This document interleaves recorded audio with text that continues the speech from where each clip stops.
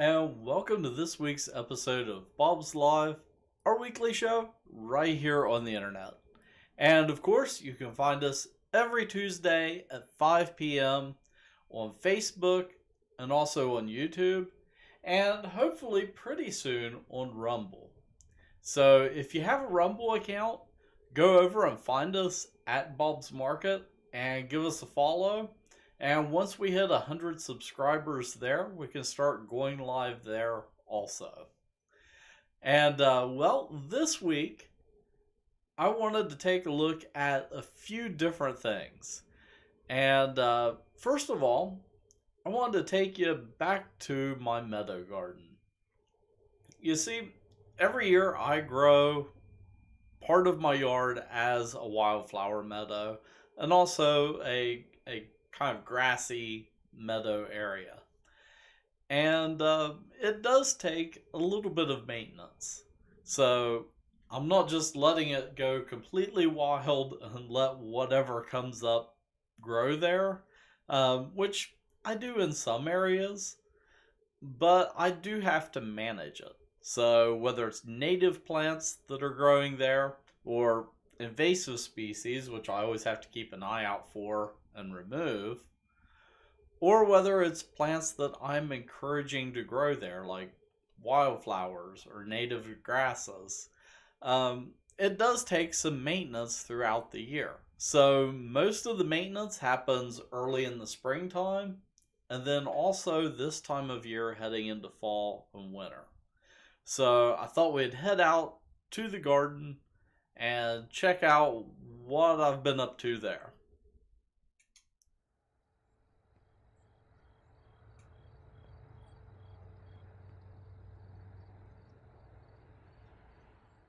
Alright, this evening I just finished up doing some maintenance here on my meadow garden.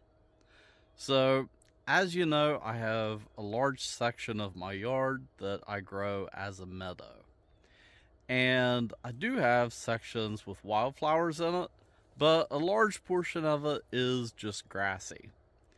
And well, once a year, after we have the first frosts of fall, I mow it down, and that kind of helps the grass mulch in place here, and it actually leads to a fuller looking meadow the next year.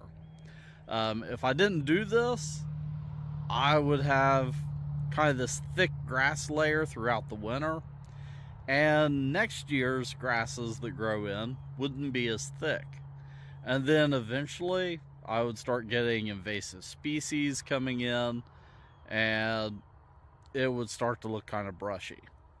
So let's take a look around at some of the stuff that I mowed over. So one of the things is a native plant here in our area, and that is pokeweed. So I did have a few pokeweeds that popped up this year. Again, since it's a native plant, I just let it do its own thing and then mowed it down. Eventually, if these start to become a problem in this grassy area, I will start removing them, because over in this section of the meadow garden, I had a huge explosion of pokeweed this year, and that's something that I'm going to have to deal with next year. I actually ended up using it for a project a few weeks back. You saw that on a previous episode with dyeing fabric. But now that that's done, I don't want to continue having tons and tons of pokeweed, because it gets really tall and also it's poisonous. The wildflower section of my meadow garden turned out really beautiful this year, but I think it was part of the seed. I'm not really sure. I'm gonna have to research it. But I ended up kind of midsummer having this explosion of morning glory vines that just completely kind of swallowed up the entire area and took over all of the wildflowers that were here. So much so, it even swallowed my little seeding area here. You can see right there is one of the posts that I put in to try to protect it. And just the weight of the morning glories and the cosmos caused all that to collapse, and it just completely swallowed up the seating area. But that led me to kind of wonder how in the heck I was going to deal with this area this fall. Because, you know, morning glories, they're a vine. I can't exactly mow over it with the riding lawnmower and mulch it up, so I was planning on coming in here with a weed eater and probably a pitchfork and just going at it by hand to try to take control of this area. But the deer actually helped me out. Directly across from our house, there's a soybean field, and right now it's turned, so there's not a lot there for the deer to eat. So they started munching on the morning glories. And there is not a single leaf left in this whole area. Which they did leave the marigolds, so that's always a good choice to plant if you're looking for something deer resistant. But yeah, you can see here, it looks like they just chewed them right off at the tops. It's almost like a lawnmower came in here and mowed them over. And you can still see a few morning glory blooms like that one. You know, it'll open up in the morning. But yeah, I do have some marigolds and cosmos and zinnias that are left in this area.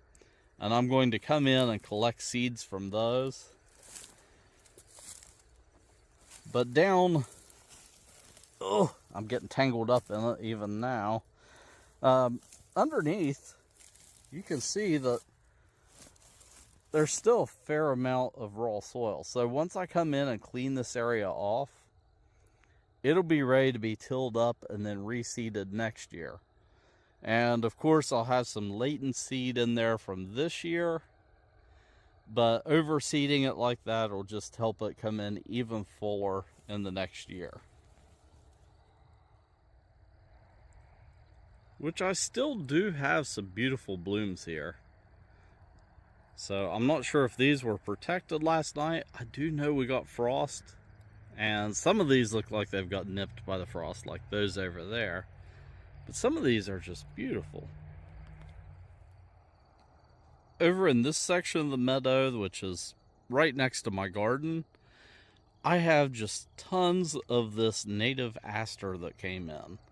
And this, it goes by a few different names. It's either called Heath Aster or Frost Aster, but it is a really late bloomer. So this, it's an important plant to leave if you do have it growing in your area, because it provides pollen late into the season for a lot of your pollinators.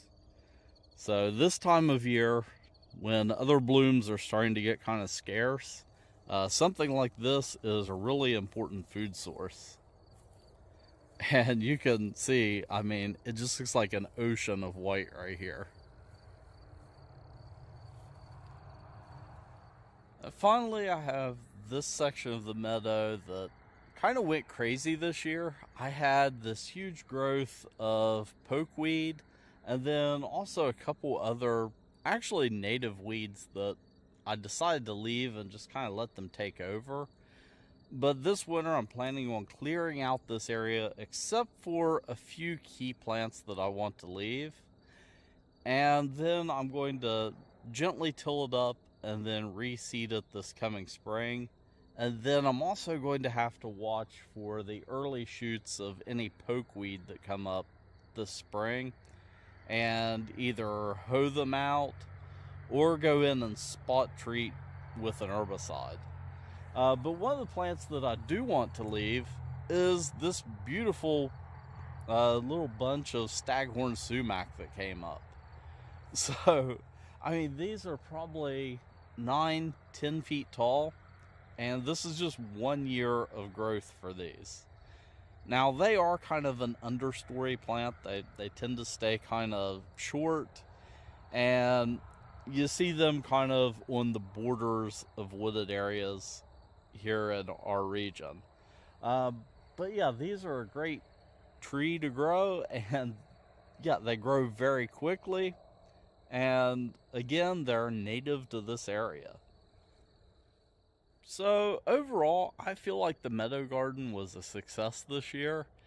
I had blooms from early April all the way up until now, the beginning of October. So I've had blooms throughout the season. It's looked different almost every single time I've come out here. There's been something different. Like right now, we've got these fluffy dudes that are producing seed. Uh, but yeah, it's been a really interesting experiment, and I'm also learning a ton about local plants here in our area, and really kind of discovering hidden gems. You know, these are plants that aren't cultivated, so it's not like you can go to the store and buy seeds for them. But something like that aster, it's a beautiful native plant in its own right. So I look forward to kind of cultivating plants like that and encouraging them to grow here in my meadow garden. So now it's time to start planning for the next year. And one thing that I want to do is, instead of doing huge mixes of seeds, I want to start creating like little patches of specific plants. And I also want to try incorporating some native grasses. So even though I have that big grassy area, a lot of those grasses aren't native to this area or to kind of the river edge area right here where I live. So I want to start researching and trying to bring back in those native plants as well. One last thing is how I identify plants like this. The way that I used to do it was with textbooks. So here in West Virginia, we have The Flora of West Virginia by Strasbaugh and Core, if I remember correctly. And basically the way you use it, as you go into the book and you look at the different physical characteristics of the plant, and you can identify plants that way. That's a long drawn out process. The easiest way to do it now is with what I'm holding right in my hand and recording this one, and that is my phone. I can use Google image search and just go in, take a picture of the plant that I'm searching for, and usually it narrows it down pretty close.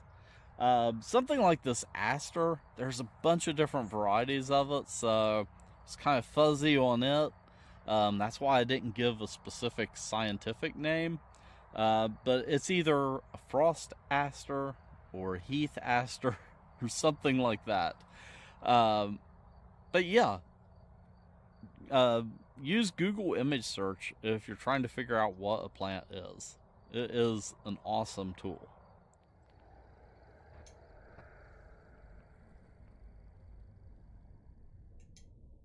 So that's what's happening in my meadow garden. And yeah, heading into fall, I have to kind of cut it back and do some cleanup. And also, once I clean up that one area where I have wildflowers planted, um, some of that I'm going to pile up and burn. Uh, but I'm also going to go in and kind of gently till up that area and overseed it with seeds this fall. And then right before stuff starts sprouting again in the springtime, I'll go in and add some more seeds in the spring. Because some wildflowers need to be sown in the fall, some of them need to be sown in the springtime. And in that area where I want a nice mix, I kind of have to plan my plantings accordingly. And as I said, I am planning on kind of creating more little patches of specific types of plants. So I do want to start creating more, I guess, a little bit more managed areas. This year I did an area where I had like a border of zinnias to a little seating area that was surrounded by cosmos. And as I showed in the video, the morning glories just kind of as a wave took over the entire area. But up until kind of early August, it looked beautiful. And it was nice and shady. And when I was out in the garden working and I get all hot and sweaty, I'd go over there and set, drink some water, cool off in the shade. Because my yard, it doesn't really have any shade trees. When we bought the house, the property, it was a blank slate. There were no trees on it, no bushes, really anything at all. Um, so trying to get things to grow, like those Staghorn Sumac, that's going to create a little bit of shade there eventually once I get a nice little bunch of it growing. I've also got fruit trees that I've planted. And later on, I want to incorporate like some oak trees. And being along the river, I want to plant some kind of varieties that you see along the river. Um, so like pin oak and things like that do better in wetter soil. But that way I can start getting some shady areas. But as I do that, I want to think about the design of it because I want to keep it looking natural, but yet also kind of lightly managed. It's kind of a weird balance that I'm shooting for. And well, I'm starting to ramble. I've got tons of ideas for my garden, and you'll see them in the future on here. Um, the next thing that I wanted to show you is a crop that we're already growing for next year. And it is by far the crop that takes the longest amount of time to grow. And when we get them in, they're about the size of the tip of my pinky finger. And they've been growing since the beginning of September, and that is our fern crop. So if you buy a big fern hanging basket from us in May or June, right now is when we start them. So let's head out to the greenhouse and check out some ferns.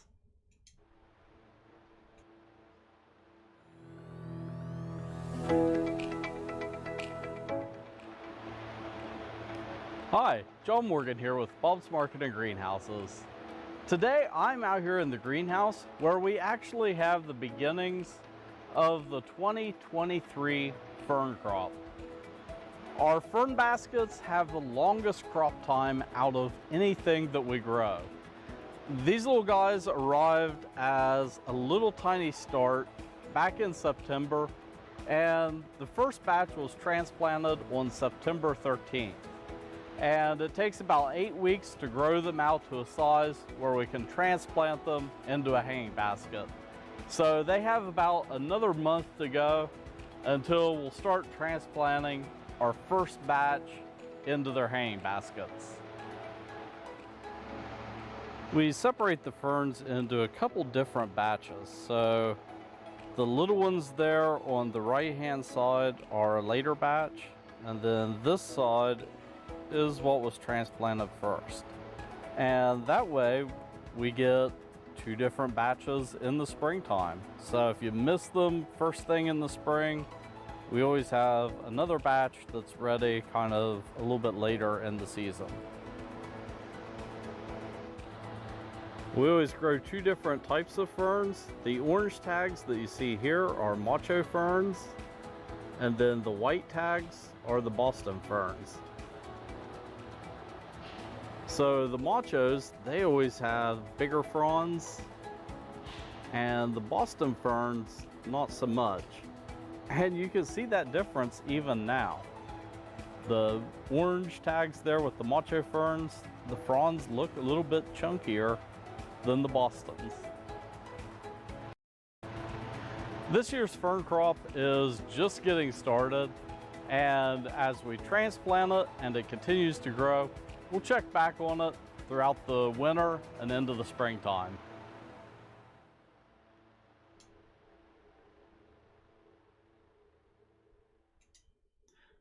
So that is a quick update on our fern crop. So Yeah, as I said, they have the longest crop time. So from September until May, June, that time frame, they're going to be in the greenhouse and growing. And during that time, they get transplanted a couple times. So they arrive as a little plug, they get transplanted into a 32 count flat. Then they get transplanted from the flat into a hanging basket. They head back out to that greenhouse just about 50 feet down the greenhouse, and about half of that greenhouse will be covered in fern baskets. So we go from an area that fits in half of a bay to filling up half of a greenhouse. So that's the size difference. Um, and then from there, they'll spend a month or so on the heated floor. And what that does is it helps stimulate root growth. So we get some nice roots growing down into the basket. And then from there, they get moved to drip tubes. So if you've ever been on a tour of the greenhouse in the springtime, basically in between the aisleways or the bays in the greenhouse, we have poles with drip tubes hanging from them that we hang the baskets from. And that way they just sort of hang out there, get watered, and from there until they get basically pulled to go to one of our stores or wholesaled, they just sort of hang out there. And they're kind of out of the way there in between the greenhouse bays. Um, so yeah, it's the start of a long journey for our ferns, and the next time we'll see them is when they get transplanted and they head back to that greenhouse to the heated floor to continue growing a little bit more. Um, the last thing that I wanted to take a look at this evening is the weather forecast. Right now, it's actually pretty nice out today. I've been out in the greenhouse most of the day working on some equipment out there.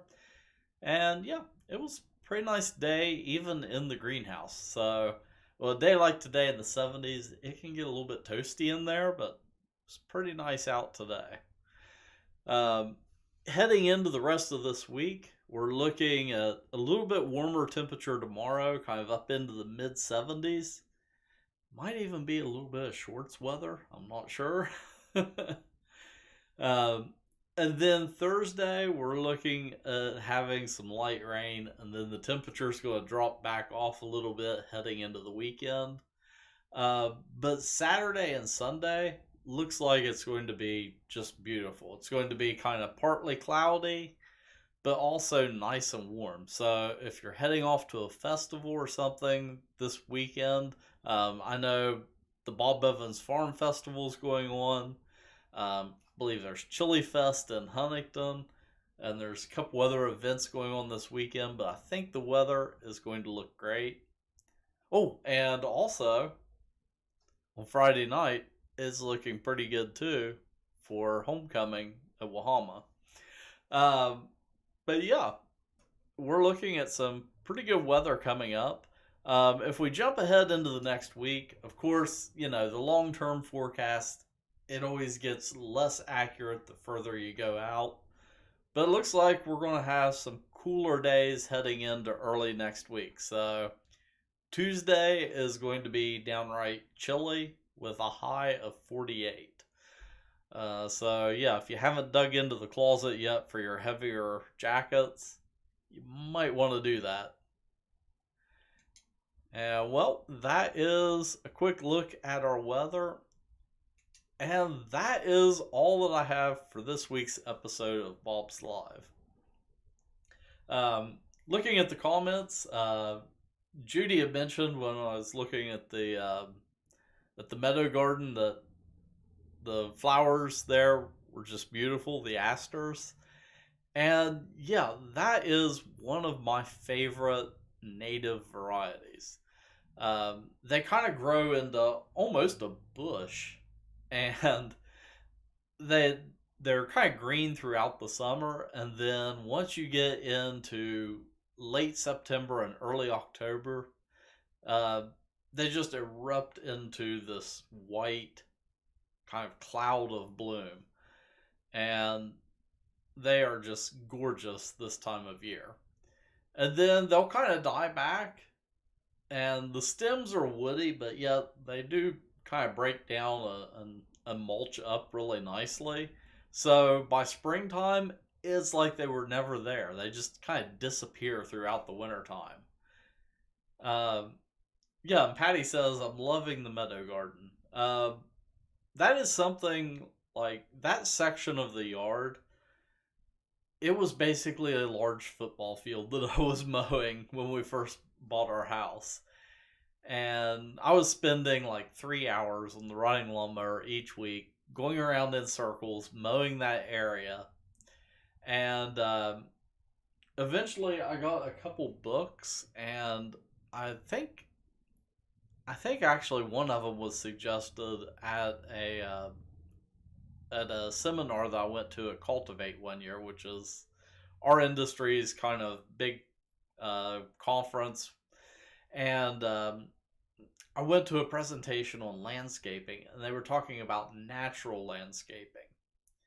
And that was where I just kind of, had this kind of brain explosion. I was like, I could do that. And then I won't have to mow that huge area. So it saves time, it saves gas, and it's also supporting all the native wildlife in the area. And where I live, I'm right next to a managed area of ponds and stuff for native wildlife, and we always get like geese and stuff that's migrating through. So to kind of take a little chunk of that and transplant it to my house, it's been really interesting.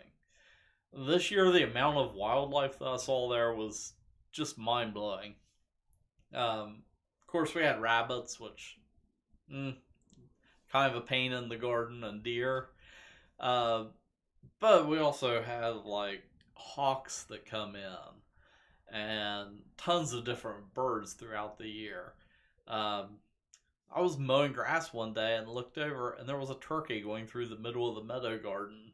So, um, lots of different things like that. And well, I'm starting to ramble, and this is the end of our show for the week. So, next week, I think we're going to take a look at collecting and saving seeds. So, until next time, keep growing.